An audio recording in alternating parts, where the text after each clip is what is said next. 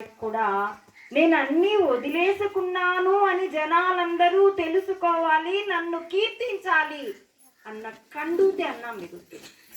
అన్నీ వదిలేయడం పెదవి పలికినంత తేలిక కాదు.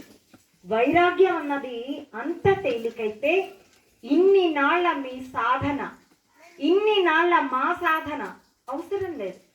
చాలా తేలిగ్గా అదిగో ఆ చిన్ని పాపడు ఎలా ఆడుతున్నాడో అలాగే ఆడుతాం మనం జగత్తుతో. పెదవి పలుకుతుంది, చాలా చక్కని వాచో వేదాంతం.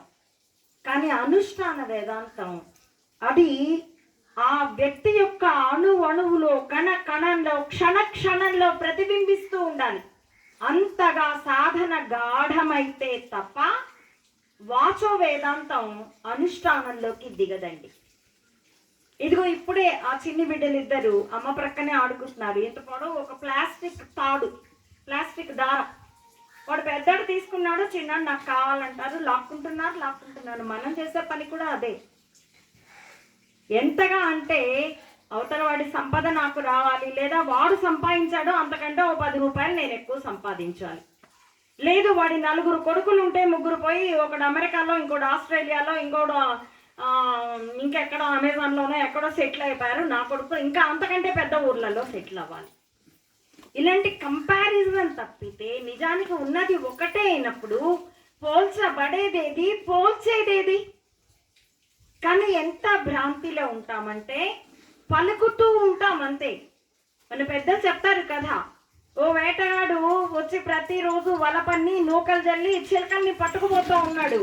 అది చూసి ఒక సాధు మహర్షికి జాలేసింది. అయ్యో పాపం ఈ చిలకలు రోజు చచ్చిపోతున్నాయి వేటగాడి వలలో చిక్కి అని వాటికి పోయి చెప్పాడు.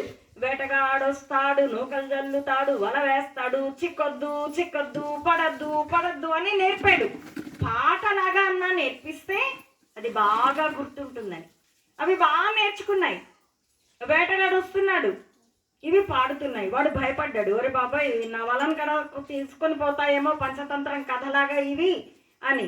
కానీ అవి పాడుతూనే ఉన్నాయి, తన్నేం గమనించట్లేదు. సరే చూద్దాం, ఇంత దూరం వచ్చాను కదా అని వల వేశాడు, నూకలు వెళ్ళాడు, పక్కన పోయి నక్కి కూర్చున్నాడు. ఇవి నూకలు చూస్తూ ఉన్నాయి. వేటగాడొస్తాడు, వల వేస్తాడు, నూకలు వెళ్తాయి, పడద్దు అనుకుంటూ వెళ్ళి ఆ గింజల కోసం పడ్డాయి, చిక్కుకున్నాయి, ప్రాణాలు పోయాయి. మనందరం అలాగే ఉంటున్నాం. సాధన ఎంత గట్టి పడితే గాని ఆ స్పృహ మనకుంటుంది. అందుకు నిత్య పారాయణ చెయ్యండి అని చెప్తారు. ఏది పారాయణ చెయ్యాలి? నీకు ఏది వైరాగ్యం బోధిస్తుందో ఆ గీతనో, లేకపోతే సాధన పంచకం వంటి వైరాగ్య గ్రంథావళినో, ఉపనిషత్తులను పారాయణ చేయాలి. ఈ మధ్య కొత్తగా కొంతమంది గురువులు పుడతారు. ఆ గురువు పుడతాడు, ఒక 70 ఏళ్ళలో ఏమో నడుస్తుంది, ఆ తర్వాత అది మరుగున పడిపోతుంది. కానీ ఆ గులాబ్ బాబా చరిత్రలు, ఆకుపచ్చ బాబాల చరిత్రలు, ఆ గురు చరిత్రలు రాస్తారు. దానిలో పలానా వెంకయ్య కడుపు నొప్పి తగ్గింది గురువు గారిని తలుచుకోగానే, పలానా పుల్లయ్యకు సంతానం కలిగింది గురువు గారిని తలుచుకోగానే.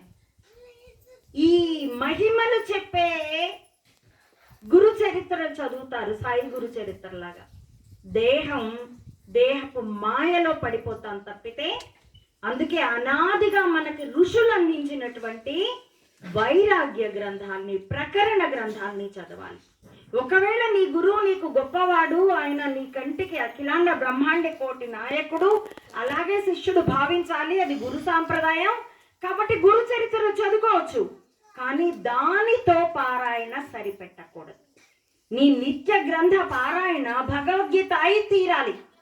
అప్పుడే పారాయణ చెయ్యగా ఆ శ్లోకాలు వీలైతే భావసహితంగా, ఒక్కో రోజు ఒక్కో అధ్యాయం భావసహితంగా అంటే తాత్పర్య సహితంగా పారాయణ చేయాలి.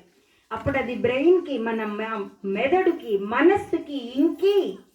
ఎప్పుడైనా ఏదైనా ఇంద్రియ నిగ్రహం కోల్పోతుంటే వెంటనే శ్లోకం గుర్తుకొస్తుంది, do not take strong step అని. లోపల హృదయ అర్జున తిష్టతి కూర్చొనున్నాడే ఆ మురళీమోహనుడు హెచ్చరిస్తాడు మనకి.